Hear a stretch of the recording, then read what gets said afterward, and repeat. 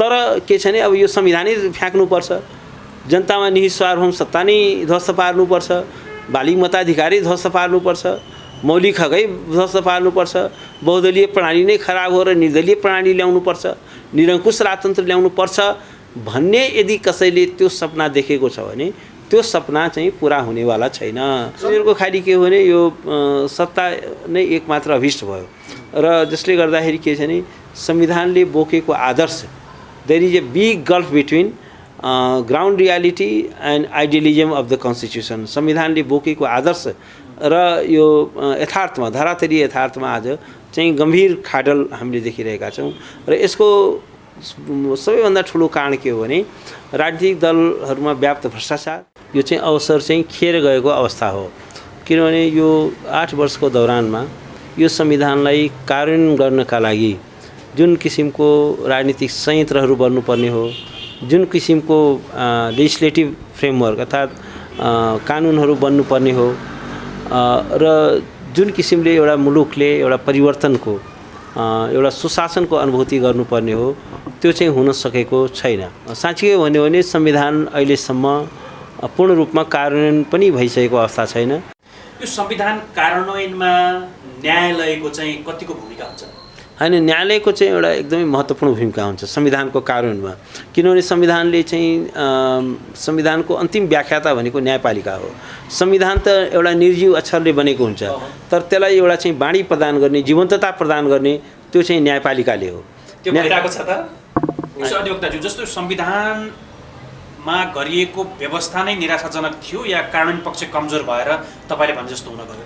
हैन, संविधानमा अब को जुन प्रबन्ध हो, संविधान निर्माणमा पनि के यी राजनीतिक दलहरूको इच्छा थिएन र यो कसैद्वारा बनेको हो त्यो हामी त्यो अनुमान गर्न सक्छौँ, त्यो भन्न सक्छौँ? अब त्यो चाहिँ म अलिक त्यति हदसम्म नजाउँ, किनभने जे भए पनि यो चाहिँ एउटा संविधान सभाले बनाएको संविधान हो, जनताका प्रतिनिधिहरूले एडप्ट गरेको संविधान हो। हरेक पद सेरमा छ, राजदूतको पद सेरमा छ, सांसदको पद सेरमा छ, मेयरको पद पेमा छ, न्यायाधीशको पद सेरमा छ। हरेक पदहरूलाई, सार्वजनिक पदलाई हामीले बिक्रीमा राखेका छौँ। अब यो चाहिँ के हो भने संविधानले त्यो यसलाई सेरमा राख, यसलाई बिक्रीमा राख, यसलाई चाहिँ ठेकेदारी प्रथा लागू गर भनेर त संविधानको परिकल्पना गरे होइन।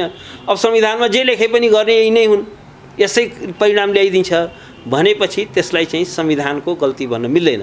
अब्राहम लिङ्कनले के भनेको थियो भने संविधानलाई भ्रष्ट बनाउने, संविधानलाई एउटा डिरेल गर्नेहरू, पर्भर्ट गर्ने भन्थे उनले, जसले चाहिँ संविधानलाई चाहिँ गलत ढङ्गले एप्लिकेसन गरेको छ त्यसलाई ओभरथ्रो गर, त्यसलाई फ्याँक, संविधान फ्याँक्ने होइन। र यो चाहिँ सार्वभौम सत्ता सम्पन्न राष्ट्रको रूपमा युनाइटेड नेसनले यसलाई स्वीकार गरेको छ, अन्तर्राष्ट्रिय कानुनले यसलाई एउटा स्वतन्त्र अविभाज्य र सार्वभौम सत्ता सम्पन्न राष्ट्रको रूपमा मान्यता दिएको छ। त्यसकारण हामी चाहिँ एउटा हीन भावनाले ग्रस्त हुनु हुँदैन र हामीलाई चाहिँ के छ भने विदेशीले हाम्रो संविधान बनाइदिएको भनेर चाहिँ के छ भने त्यसरी मलाई लाग्छ त्यस्तो कुरा गर्दाखेरि हाम्रो राष्ट्रको इज्जत र प्रतिष्ठा बढ्दैन। जसो भनौँ न, संसारको कमै मात्र संविधान यस्तो छ जहाँ स्वास्थ्यको अधिकार, शिक्षाको अधिकार, रोजगारीको अधिकार लाई चाहिँ के छ भने एउटा संवैधानिक ग्यारेन्टी प्राप्त भएको होस्। तर यो संविधानले त इकोनोमिक राइट्सलाई, सोशल राइटलाई पनि ग्यारेन्टी गरेको छ। यसले राइट टु हाउजिङलाई ग्यारेन्टी गरेको छ, वातावरणीय अधिकारलाई ग्यारेन्टी गरेको छ, यसले ज्येष्ठ नागरिकको अधिकारलाई ग्यारेन्टी गरेको छ, उपभोक्ताहरूको अधिकारलाई पनि ग्यारेन्टी गरेको छ भन्दाखेरि संविधान चाहिँ आफैमा एउटा प्रगतिशील दस्तावेजको रूपमा रहेको छ। तर के भइदियो भने एउटा असल संविधान पनि खराब एक्टर्सहरूको कारणले गर्दाखेरि आज यो मुलुकमा सुशासन हुन सकेको छैन। किनभने राजनीतिक दल भनेको एउटा मेजर इन्स्ट्रुमेन्ट हो, औजार हो, जसले संविधानलाई एउटा यथार्थमा रूपान्तरित गर्छ।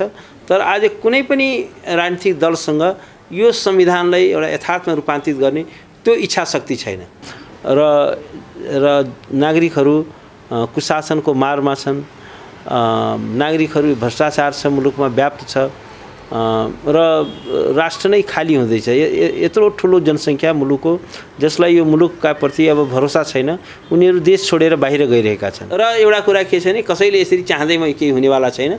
पहिलो कुरा के छ भने इभेन संविधानमा सामान्य परिवर्तन गर्नको लागि बाहिर कराएर हुँदैन, सडकमा हल्ला गरेर हुँदैन, कम्तीमा पनि के छ भने जसले यो ल संविधानमा यो प्रब्लम छ यसलाई म संशोधन गर्न चाहन्छु भन्छ भने त्यसले पहिला चाहिँ के गर्नु पर्यो भने जनताको मत लिएर त्यो पनि 2/3 मत यो पहिलेको संविधान जस्तो होइन यो राजा महाराजाले दिएको कन्स्टिट्युसन होइन यो नेपाली जनताले आफैले आत्मर्पण गरेको संविधान हो आफैले समर्पित गरेको संविधान हो हामीले चाहिँ यत्रो नेपाली जनताले एसर्ट गरेर बनाएको संविधान र होइन यो त विदेशीले आएर चाहिँ इम्पोज गरेको संविधान होइन यो चाहिँ के छ भने जापानको संविधान जस्तो होइन जापानको संविधानमा चाहिँ सेकेन्ड वर्ल्ड वारमा जब जापान पराजित भइसकेको थियो अनि जनरल म्याकआर्थरले एउटा इम्पोज गरेको संविधान थियो त हामी युद्धमा कसैसँग पराजित भएका थिएनौँ हामीले कसैले चाहिँ के छ भने अब आएर चाहिँ यो संविधान तिमीले एडप्ट गर्नुपर्छ भनेर गरेको पनि होइन हामीले कसैले घुँडा टेकाएर यो संविधान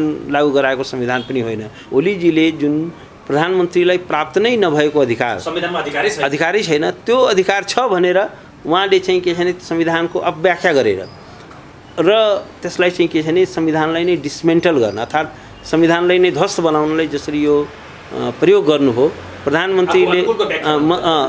प्रधानमन्त्रीले त्यो स्वेच्छाचारी ढङ्गले शक्तिको प्रयोग गर्नु हो र असंवैधानिक ढङ्गले त्यो प्रयोग गर्नु हो जसलाई चाहिँ सर्वोच्च अदालतले बदर गरिदियो किनकि यो घटनामा किन पनि जोडे भने तपाईले यो मुद्दासँग तपाई जोडिएको एकजना वरिष्ठ अधिवक्ता हो तपाईले बहस गर्नुभयो र त्यो दुरुपयोग कसरी भयो भने एक त जसो अब जनजाति ल्याउने नाममा आफ्नै नातागोताकोलाई ल्याइयो आफ्नो यस्माइनलाई ल्याइयो या महिला ल्याउने नाममा आफ्नै नातेदार महिलालाई मात्रै ल्याइयो जुन महिलाहरू रियल एउटा चाहिँ राजनीतिक आन्दोलनमा छन् सफर गरेका छन् योग्यता छ क्षमता छ भोलि पार्लियामेन्टमा कन्ट्रिब्युट गर्न सक्छन् जोसँग लिडरसिप क्वालिटी छ त्यस्ता महिलाहरूलाई एउटा चाहिँ सिस्टमेटिक ढङ्गले अलग थलग पारियो त्यसै गरी दलितहरूमा पनि जो ब्राइट मान्छेहरू छन् जसले चाहिँ एउटा नेतृत्व लिन सक्छन् अब ती मान्छेलाई ल्याइएन यसमाइन मात्रै ल्याइयो त त्यस र अर्को पनि के गरियो भने यो समानुपातिको सिट त के अरू प्रत्यक्षको सिट पनि सबै बिक्रीमा राखियो जस्तो अमेरिकाको संविधान 250 वर्ष अगाडि लेखियो जुन बेला अमेरिका एउटा चाहिँ घोडा गाडीमा को समाज थियो त्यहाँ चाहिँ के छ भने यत्रो अहिलेको सुपरसोनिक यत्रो न्युक्लियर एज थिएन यत्रो पोस्ट मोडर्न यो इन्डस्ट्रियल डेभलपमेन्ट भएको थिएन तर त्यो बेला बनेको संविधानले अहिलेको अमेरिका सुपर पावर छ त्यो बेला अमेरिका भर्खर कोलोनीबाट मुक्त भएको थियो बेलायत अहिले त बेलायत र अमेरिकाको तुलना गर्ने नि बेलायत त भन्दा अमेरिका कहाँ हो कहाँ सुपर पावर छ हामी छिमेकी भारतकै स्वतन्त्रता भइसकेपछि बनेको संविधान अहिलेसम्म छैन तर हाम्रो 2007 पछिका संविधान त यहाँ दर्शनमा परिसक्यो त्यही त अनि हामीले हरेक चाहिँ 5-5 वर्षमा 10-10 वर्षमा संविधान फेर्ने भनेको त त्यो चाहिँ के हो भने यस्तो कुरा चाहिँ अस्थिरताको राजनीतिलाई जन्माउँछ प्राइम मिनिस्टर हुने अब ओलीजीले संसदै भङ्ग गरिदिनु हो यो हो अनमोल मिडिया युट्युब च्यानल जानकारीमूलक तथा रमाइला भिडियोहरूका लागि कृपया च्यानललाई सब्स्क्राइब गर्न नभुल्नुहोला। दर्शकवृन्द नमस्कार अनि हार्दिक स्वागत छ। हामीसँग एकजना विशेष अतिथिका साथ हामी उपस्थित छौँ। संविधान दिवस जुन असोज 3 गते यो राष्ट्रले मनाइरहेको छ। संविधान निर्माण भएको करिब 8 वर्ष बितिसक्दा पनि सर्वस्व रूपमा यसलाई स्वीकारिएको अवस्था छैन। यसका विरोधका आवाजहरू पनि सुनिएका छन् र यसलाई बनाउनेहरू चाहिँ यो विश्वको एउटा उत्कृष्ट संविधान पनि भन्दै आएका छन्। यति छोटो समयमा संविधान कसरी विवादित भयो, यसको कार्यान्वयन पक्ष कसरी अगाडि गइरहेको छ र विरोधका आवाजहरू के कस्ता छन्, यी लगायतका विषयमा हामी कुराकानी गर्नेछौँ। हामीसँग विशेष अतिथि हुनुहुन्छ वरिष्ठ अधिवक्ता दिनेश त्रिपाठी। सर, स्वागत छ यहाँलाई। धन्यवाद। संविधान कार्यान्वयनको यो 8 वर्षको पिरियडमा चाहिँ हजुरले कसरी यसलाई लिनुभएको छ? अब यो 8 वर्ष साँच्चीकै भन्ने हो भने यसलाई म मिस्ड अपर्च्युनिटी भन्छु, अर्थात् यो चाहिँ अवसर चाहिँ खेर गएको अवस्था हो। किनभने यो 8 वर्षको दौरानमा यो संविधानलाई कार्यान्वयन गर्नका लागि जुन किसिमको राजनीतिक संयन्त्रहरू बन्नुपर्ने हो, जुन किसिमको लेजिस्लेटिभ फ्रेमवर्क अर्थात् कानुनहरू बन्नुपर्ने हो र जुन किसिमले एउटा मुलुकले एउटा परिवर्तनको एउटा सुशासनको अनुभूति गर्नुपर्ने हो त्यो चाहिँ हुन सकेको छैन।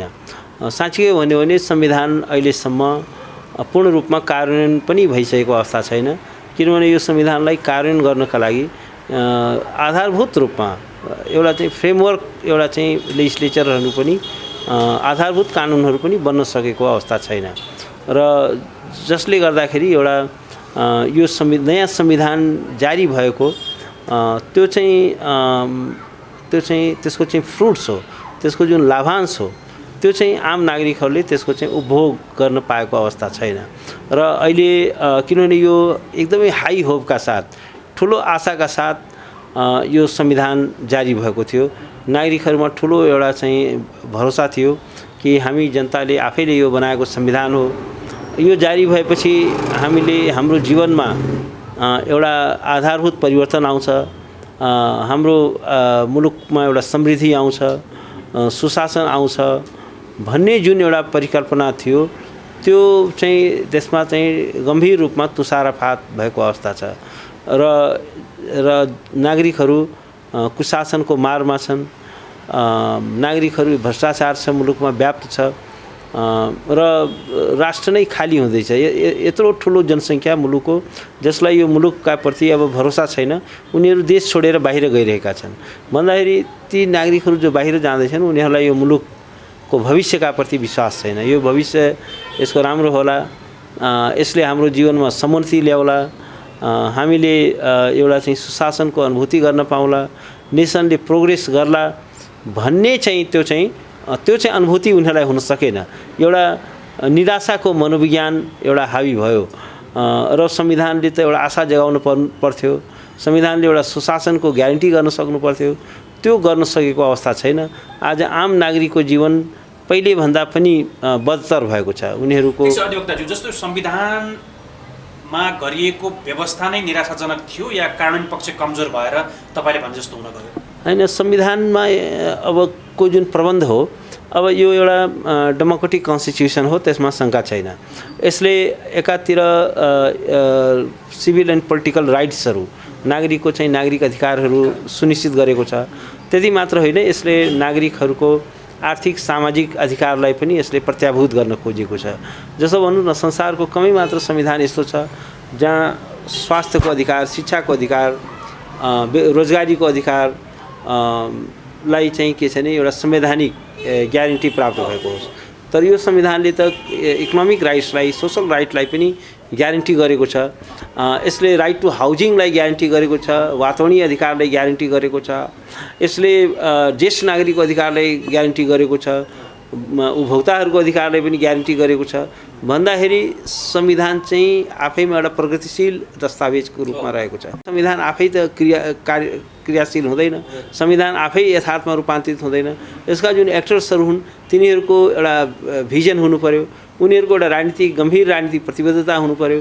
तर के भइदियो भने एउटा असल संविधान पनि खराब एक्टर्सहरूको कारणले गर्दाखेरि आज यो मुलुकमा सुशासन हुन सकेको छैन। किनभने राजनीतिक दल भनेको एउटा मेजर इन्स्ट्रुमेन्ट हो, औजार हो, जसले संविधानलाई एउटा यथार्थमा रूपान्तरित गर्छ।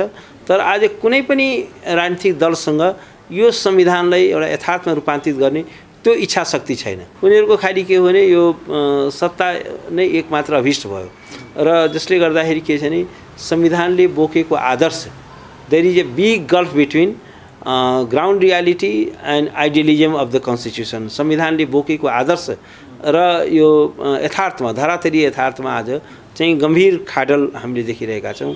र यसको सबैभन्दा ठुलो कारण के हो भने राजनीतिक दलहरूमा व्याप्त भ्रष्टाचार र सिद्धान्तहीन राजनीति, अवसरवादी राजनीति नै त्यसका लागि मुख्य कारणको रूपमा रहेको छ।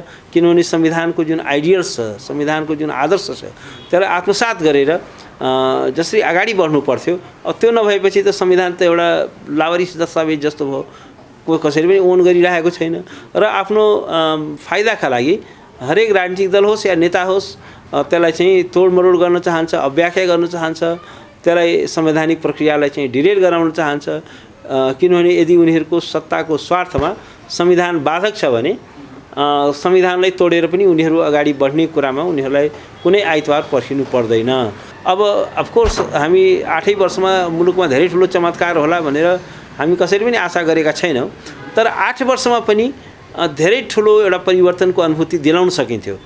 The nation is heading toward the right direction, मुलुक चाहिँ एउटा सही दिशामा अगाडि बढेको छ भन्ने कुराको त्यो अनुभूति पनि हुन सकेको छैन। उल्टो दिशामा हाम्रो यात्रा चाहिँ उल्टो यात्रा छ। लोकदाजु, तपाईँले अघि भन्नुभयो कि राजनीतिक दलको इच्छा शक्तिका कारण संविधान कार्यान्वयनमा हुन सकेन र जनतामा निराशा आयो भन्ने यहाँले तर्क राख्नुभयो। संविधान निर्माणमा पनि के यी राजनीतिक दलहरूको इच्छा थिएन र यो कसैद्वारा बनेको हो त्यो हामी त्यो अनुमान गर्न सक्छौँ, त्यो भन्न सक्छौँ? अब त्यो चाहिँ म अलिक त्यति हदसम्म नजाउँ, किनभने जे भए पनि यो चाहिँ एउटा संविधान सभाले बनाएको संविधान हो, जनताका प्रतिनिधिहरूले एडप्ट गरेको संविधान हो।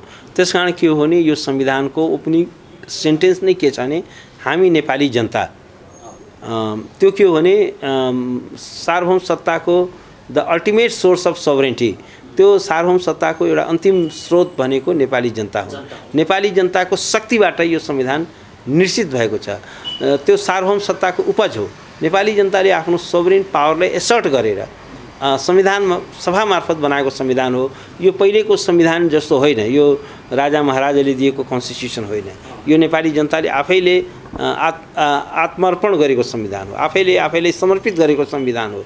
त्यसकारण वी द नेपाली पिपुल भनिएको छ। जसरी दक्षिण अफ्रिकाको संविधान होस्, अमेरिकाको संविधान होस्, जसरी भारतको संविधान होस्, जति पनि यो रिपब्लिकन या डेमोक्रेटिक कन्ट्रीको संविधानहरूमा वी द पिपुलबाट सुरु हुन्छ। त्यसकारण हाम्रो संविधान पनि वी द पिपुल हो। त्यसकारण अब हामीले आफैलाई चाहिँ के छ भने एउटा हीन भावनाले ग्रस्त हुनु हुँदैन। हामीले चाहिँ यत्रो नेपाली जनताले एसर्ट गरेर बनाएको संविधानले होइन, यो त विदेशीले आएर चाहिँ इम्पोज गरेको संविधान होइन। यो चाहिँ के छ भने जापानको संविधान जस्तो होइन। जापानको संविधानमा चाहिँ सेकेन्ड वर्ल्ड वारमा जब जापान पराजित भइसकेको थियो अनि जनरल म्याकआर्थरले एउटा इम्पोज गरेको संविधान थियो। त हामी युद्धमा कसैसँग पराजित भएका थिएनौँ। हामीले कसैले चाहिँ के छ भने अब आएर चाहिँ यो संविधान तिमीले एडप्ट गर्नुपर्छ भनेर गरेको पनि होइन। हामीले कसैले घुँडा टेकाएर यो संविधान लागू गराएको संविधान पनि होइन। त्यसकारण एउटा कुरा के छ भने हामीले यो एउटा ऐतिहासिक दस्तावेजमा हामी सबैले गर्व गर्नुपर्छ र यो चाहिँ सार्वभौम सत्ता सम्पन्न राष्ट्रको रूपमा युनाइटेड नेसनले यसलाई स्वीकार गरेको छ। अन्तर्राष्ट्रिय कानुनले यसलाई एउटा स्वतन्त्र अविभाज्य र सार्वभौम सत्ता सम्पन्न राष्ट्रको रूपमा मान्यता दिएको छ। त्यसकारण हामी चाहिँ एउटा हीन भावनाले ग्रस्त हुनु हुँदैन र हामीलाई चाहिँ के छ भने विदेशीले हाम्रो संविधान बनाइदिएको भनेर चाहिँ के छ भने त्यसरी मलाई लाग्छ त्यस्तो कुरा गर्दाखेरि हाम्रो राष्ट्रको इज्जत र प्रतिष्ठा बढ्दैन। एउटा यस्तो एलिमेन्ट हुन्छ जसले परिवर्तनलाई आत्मसात गरेको हुँदैन, जसले नयाँ चाहिँ के छ भने जुन अर्डरलाई, नयाँ जुन प्रणाली विकसित भएको छ, किनभने यसले सार्वभौम सत्ता जनतामा ल्याएको छ, यसले एउटा रिपब्लिकन फर्म अफ गभर्मेन्ट ल्याएको छ र पुरानो सिस्टमलाई यसले समाप्त गरेको छ। त्यसकारण जहाँ पनि एउटा एलिमेन्ट यस्तो हुन्छ जो के चाहन्छ भने त्यो पुरानै प्रणालीमा फर्किन चाहन्छ। तर अब त्यो कुरा सम्भव छैन। एउटा राष्ट्रको रूपमा चाहिँ हामी अगाडि बढिसकेका छौँ, धेरै अगाडि बढिसकेका छौँ, फर्कने बाटो छैन। र एउटा कुरा के छ भने अब हामीले यो लहमा लागेर होइन यो संविधान त बेकार संविधान हो, यसलाई फेर्नु। अफकोर्स कुनै पनि संविधान आफैमा पूर्ण हुँदैन, किनभने यो मान्छेले बनाएको दस्तावेज हो। र एउटा यो संविधानको एउटा ब्युटी के हो भने यसले एउटा परिवर्तित चाहना र आकाङ्क्षालाई संशोधन प्रक्रिया मार्फत यसलाई चाहिँ सम्बोधन गर्न सक्छ। संविधान भनेको कुनै यो स्ट्याटिक, यो चाहिँ एउटा जड दस्तावेज होइन, यो एउटा भने छैन। यो चाहिँ एउटा डाइनामिक इन्स्ट्रुमेन्ट हो, यो एउटा लिभिङ कन्स्टिट्युसन हो, यो चाहिँ जीवन्त संविधान हो, जीवन्त दस्तावेज हो। त्यसकारण के हुन्छ भने अब आउने 15 वर्षमा 20 वर्षमा राष्ट्रका आकाङ्क्षाहरू परिवर्तन हुन्छन् र राष्ट्रको जीवनमा धेरै ठुलो परिवर्तन आउँछ। त त्यो परिवर्तनलाई एउटा संशोधन मार्फत यसले चाहिँ आत्मसात गर्नुपर्ने हुन्छ। तर एउटा कुरा के बिर्सन हुँदैन भने यो संविधान के आधारभूत शाश्वत मूल्यमा आधारित छ। जस्तो भन्नुहोस् सार्वभौम सत्ता जनतामा निहित छ, बालिग मताधिकार छ, पिरियोडिक इलेक्सन हुन्छ, इन्डिपेन्डेन्स अफ कोर्ट छ, मौलिक अधिकार छ, राजनीतिक दललाई स्वतन्त्रता, बहुदलीयता छ। त यी मान्यताहरू भनेको एउटा शाश्वत मान्यता हो। अब कसैले यसलाई नै फ्याँक्न चाहन्छ भने त्यो सम्भव छैन। एउटा कुरा के छ भने यो आधारभूत कुराहरूलाई स्वीकार गर्दै बाँकी अरू कुराहरूमा संविधानलाई अझै प्रगतिशील बनाउन, अझै लोकतान्त्रिक बनाउन, अझै चाहिँ के छ भने यसको दायरालाई फराकिलो बनाउनलाई यसमा चाहिँ एमेन्डमेन्ट हुनसक्छ, संशोधन हुनसक्छ। तर के छ भने अब यो संविधानै फ्याँक्नुपर्छ, जनतामा निहित सार्वभौम सत्ता नै ध्वस्त पार्नुपर्छ, बालिग मताधिकारी ध्वस्त पार्नुपर्छ, मौलिक हकै ध्वस्त पार्नुपर्छ, बहुदलीय प्रणाली नै खराब हो र निर्दलीय प्रणाली ल्याउनुपर्छ, निरङ्कुश राजतन्त्र ल्याउनुपर्छ भन्ने यदि कसैले त्यो सपना देखेको छ भने त्यो सपना चाहिँ पुरा हुनेवाला छैन। This is a writing in the wall, यो भित्तामा लेखिएको अक्षर हो र एउटा कुरा के छ भने कसैले यसरी चाहँदैमा केही हुनेवाला छैन। पहिलो कुरा के छ भने इभेन संविधानमा सामान्य परिवर्तन गर्नको लागि बाहिर कराएर हुँदैन, सडकमा हल्ला गरेर हुँदैन। कम्तीमा पनि के छ भने जसले यो ल संविधानमा यो प्रब्लम छ, यसलाई म संशोधन गर्न चाहन्छु भन्छ भने त्यसले पहिला चाहिँ के गर्नु पर्यो भने जनताको मत लिएर, त्यो पनि 2/3 मत ल्याएपछि बल्ल त्यसमा पनि संविधानको आधारभूत संरचना परिवर्तन हुँदैन। 2/3 100% भोट ल्याए पनि होइन यो 5 वर्षमा चुनाव हुनु हुँदैन भन्ने जुन अवधारणा छ त्यो परिवर्तन हुँदैन। जनतामा रहेको सार्वभौम सत्ता परिवर्तन हुँदैन। 100% सांसदले मतदान गरे पनि जनताले स्वीकार गर्दैन, किनभने सोभरेन्टी पिपुलमा निर्भर छ। जनताको सोभरेन्टी नै खोज्ने कुरा चाहिँ त्यो कहीँ कतै त्यो करेक्सन, त्यो स्वीकार्य छैन, त्यो परिवर्तन स्वीकार्योग्य हुन सक्दैन। जस्तो अधिवक्ताज्यू अघि तपाईँले एउटा महत्त्वपूर्ण कुरा के भन्नुभयो भने राजनीतिक दल जो शक्ति छ त्यसले नै आफू अनुकूल संविधानलाई व्याख्या गर्दाखेरि कार्यान्वयनमा समस्या आयो। जस्तो हामी इक्जाम्पलको रूपमा लिन सक्छौँ, संसद जो संविधानमा व्यवस्था नै छैन त्यसलाई चाहिँ आफ्नो एउटा अधिकारको रूपमा लिएर प्रधानमन्त्रीले 2 पटक संसद संविधानलाई उहाँले डिसमेन्टल गर्न खोज्नुभयो। ओलीजीले जुन प्रधानमन्त्रीलाई प्राप्त नै नभएको अधिकार, संविधानमा अधिकारै छैन, त्यो अधिकार छ भनेर उहाँले चाहिँ के छ भने संविधानको अपव्याख्या गरेर र त्यसलाई चाहिँ के छ भने संविधानलाई नै डिसमेन्टल गर्न अर्थात् संविधानलाई नै ध्वस्त बनाउनलाई जसरी यो प्रयोग गर्नु हो, प्रधानमन्त्रीले त्यो स्वेच्छाचारी ढङ्गले शक्तिको प्रयोग गर्नु हो र असंवैधानिक ढङ्गले त्यो प्रयोग गर्नु हो, जसलाई चाहिँ सर्वोच्च अदालतले बदर गरिदियो। किनकि यो घटनामा किन पनि जोड्यो भने तपाईँले यो मुद्दासँग तपाईँ जोडिएको एकजना वरिष्ठ अधिवक्ता हो, तपाईँले बहस गर्नुभयो र त्यो कतै यसलाई कालो दिनका रूपमा पनि मनाउने भन्ने छ। मधेसले केही हदसम्म यसलाई अपनत्व लिन सकेन भनौँ, केही असहमतिक आवाजहरू त्यता रहे। जो पहिचानवादी आन्दोलन गरिरहेका छन् उनीहरूको एक खालको असहमति छ। जो कतिपय यो देशमा समावेशी चाहिन्छ भन्ने जुन खालको समूह समुदाय छ तिनीहरूले चाहिँ हामीलाई संविधानमा व्यवस्था भए पनि त्यो कार्यान्वयनको पाटो भएन र यो संविधान ठिक छैन, अर्को ल्याउनु पर्यो भन्ने आवाज छ। यी सबैलाई चाहिँ आगामी दिनमा मेन्टेन गरेर सबैको आवाजलाई समेटेर सर्वस्वीकार्य बनाउनका लागि राजनीतिक दल यहाँहरू जस्तो विज्ञ चाहिँ कसरी लाग्नुपर्छ? अब यसमा यस्तो छ, संविधानले पर्याप्त रूपमा एउटा यो अहिलेको पोलिटी र गभर्नेन्सलाई एउटा इन्क्लुसिभ बनाउनको लागि पर्याप्त बन्दोबस्तहरू गरेको छ। सबैलाई एउटा अटाउने संविधान बनाएको छ र जो पछाडि पारिएका वर्ग र समुदायहरू छन् उनीहरूको एउटा उचित प्रतिनिधित्व हुन सकोस् भनेर संविधानले चाहिँ व्यापक बन्दोबस्तहरू गरेको छ। तर अब एक्ज्याक्टली समानुपातिक समावेशिताको कुरा गरेको छ। तर अब एउटा कुरा के भइदियो भने त्यसको चाहिँ दुरुपयोग कसरी भयो भने एक त जस्तो अब जनजाति ल्याउने नाममा आफ्नै नातागोताकोलाई ल्याइयो, आफ्नो यस्माइनलाई ल्याइयो, या महिला ल्याउने नाममा आफ्नै नातेदार महिलालाई मात्रै ल्याइयो। जुन महिलाहरू रियल एउटा चाहिँ राजनीतिक आन्दोलनमा छन्, सफर गरेका छन्, योग्यता छ, क्षमता छ, भोलि पार्लियामेन्टमा कन्ट्रिब्युट गर्न सक्छन्, जोसँग लिडरसिप क्वालिटी छ, त्यस्ता महिलाहरूलाई एउटा चाहिँ सिस्टमेटिक ढङ्गले अलग थलग पारियो। त्यसै गरी दलितहरूमा पनि जो ब्राइट मान्छेहरू छन् जसले चाहिँ एउटा नेतृत्व लिन सक्छन्, अब ती मान्छेलाई ल्याइएन, यसमाइन मात्रै ल्याइयो। त त्यस र अर्को पनि के गरियो भने यो समानुपातिकको सिट त के अरू प्रत्यक्षको सिट पनि सबै बिक्रीमा राखियो, सबै अनसेलमा राख्यो। अहिले नेपालको एउटा लोकतन्त्रको गम्भीर समस्या मैले देखिरहेको के छ भने हरेक सार्वजनिक पदलाई चाहिँ हामीले बिक्रीमा राखेका छौँ। हरेक पद सेलमा छ, राजदूतको पद सेलमा छ, सांसदको पद सेलमा छ, मेयरको पद पेमा छ, न्यायाधीशको पद सेलमा छ। हरेक पदहरूलाई सार्वजनिक पदलाई हामीले बिक्रीमा राखेका छौँ। अब यो चाहिँ के हो भने संविधानले त्यो यसलाई सेलमा राख, यसलाई बिक्रीमा राख, यसलाई चाहिँ ठेकेदारी प्रथा लागू गर भनेर त संविधानको परिकल्पना गरे होइन। अब संविधानमा जे लेखे पनि गर्ने यही नै हुन्, यसै परिणाम ल्याइदिन्छ भनेपछि त्यसलाई चाहिँ संविधानको गल्ती भन्न मिल्दैन।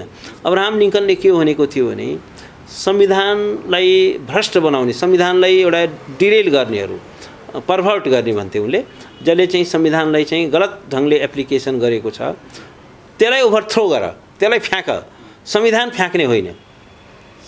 जसले संविधानलाई मिसएप्लिकेसन, संविधानको दुरुपयोग गरेका छन् तिनलाई फ्याँक्नु पर्यो। संविधानलाई फ्याँकेर त्यो सल्युसन हुन्छ? संविधानले त बन्दोबस्त राम्रो गरेको छ, त्यो संविधानलाई चाहिँ तपाईँले एउटा असल नियतले कार्यान्वयन गर्नु पर्यो, असल नियतले लागू गर्नु पर्यो, सुशासन लागू गर्नु पर्यो। अब तपाईँले चाहिँ के छ भने राजनीतिक दलले आफ्नो उम्मेदवार खडा गर्नु सक्छ, अब उम्मेदवारी नै तपाईँ बेच्न थाल्नुभयो, समानुपातिक भनेर एउटा प्रतिनिधित्व हुन नसकेको वर्ग र समुदायको लागि समानुपातिक राखिएको छ, राम्रो अवधारणा राखियो नि। त्यसलाई तपाईँले बिक्रीमा राख्नुभयो भनेपछि अब संविधानको त मिस्टेक होइन नि, संविधानको गल्ती होइन नि।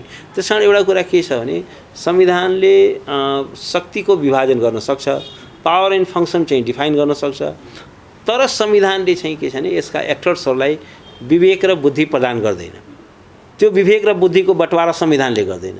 प्राइम मिनिस्टर हुने अब ओलीजीले संसदै भङ्ग गरिदिनु भयो र अब अलिकति केही भयो संविधानै च्याथ्यो।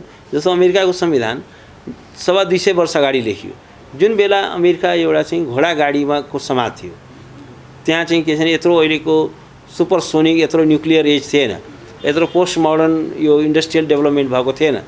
तर त्यो बेला बनेको संविधानले अहिलेको अमेरिका सुपर पावर छ। त्यो बेला अमेरिका भर्खर कोलोनीबाट मुक्त भएको थियो। बेलायत अहिले त बेलायत र अमेरिकाको तुलना गर्ने नि बेलायत त भन्दा अमेरिका कहाँ हो, कहाँ सुपर पावर छ। हामी छिमेकी भारतकै लिन्छौँ, स्वतन्त्रता भइसकेपछि बनेको संविधान अहिलेसम्म छैन, तर हाम्रो 2007 पछिका संविधान त यहाँ दर्शनमा बनिसक्यो। त्यही त। अनि हामीले हरेक चाहिँ 5-5 वर्षमा 10-10 वर्षमा संविधान फेर्ने भनेको त त्यो चाहिँ के हो भने यस्तो कुरा चाहिँ अस्थिरताको राजनीतिलाई जन्माउँछ। त्यसो नेसनले कहिले पनि प्रोग्रेस गर्दैन। संविधानलाई एउटा संस्थागत बनाउँदै लैजानुपर्छ, यसलाई जीवन्त बनाउँदै लैजानुपर्छ, यसलाई फङ्सनल बनाउनुपर्छ र संविधान अन्तर्गत को दुरुपयोग गर्ने शक्तिको दुरुपयोग गर्नेलाई चाहिँ जनताले निरन्तर चाहिँ दण्डित गर्दै जानुपर्छ।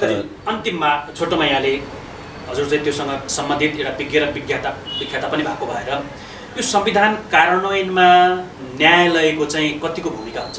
होइन, न्यायालयको चाहिँ एउटा एकदमै महत्त्वपूर्ण भूमिका हुन्छ संविधानको कार्यान्वयनमा, किनभने संविधानले चाहिँ संविधानको अन्तिम व्याख्याता भनेको न्यायपालिका हो। संविधान त एउटा निर्जीव अक्षरले बनेको हुन्छ, तर त्यसलाई एउटा चाहिँ बाणी प्रदान गर्ने, जीवन्तता प्रदान गर्ने त्यो चाहिँ न्यायपालिकाले हो। त्यो भइरहेको छ त होइन, टु सम एक्सटेन्ट भइरहेको छ नि। ओलीजीले संसद भङ्ग गर्नुभयो, सर्वोच्च अदालतले उठाइदियो। अब के छ भने लाजिली के छ भने सर्वोच्च अदालतले अब मिक्स छ, तर लाजिली के छ भने सर्वोच्च अदालतले गरेको काम चाहिँ अब सबै कुरामा चाहिँ हामी क्लिन चिट दिन सक्दैनौँ। तर के छ भने जे भए पनि राज्यका अरू इन्स्टिट्युसन भन्दा कमसेकम चाहिँ न्यायालयले चाहिँ लोकतन्त्रको बढी हित रक्षा गरेको छ।